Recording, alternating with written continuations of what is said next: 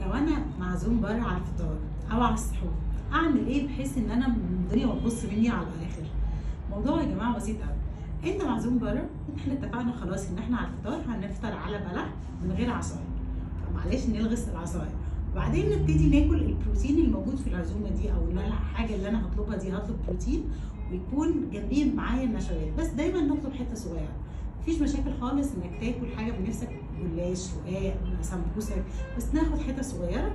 والسلطه بتاعتك، طب انا نفسي في العصاير الرمضانيه، نفسي في الحلويات الشرقيه، ناخدها بعد الاكل مباشره. يعني انت خلاص خلصت فطار، ناكل الحاجه الحلوه اللي انت نفسك فيها، العصير او الحاجه الشرقيه. طب في السحور نفس الكلام، بس الفكره كلها ان انت في السحور هتعتمد اكتر على البروتين اللي انت هتاكله، اللي هو الفول، البيض، الجبن، وبلاش عيش خالص، خلينا نعتمد على مثلا بطاطس بوريه ولا حاجه، وده موجود ومتاح. فانت ما تضايقش نفسك خالص في العزومات في الخروجات، بس اهم حاجه تتاكد انك بتاخد حاجتك في كميه صغيره. فاهمه؟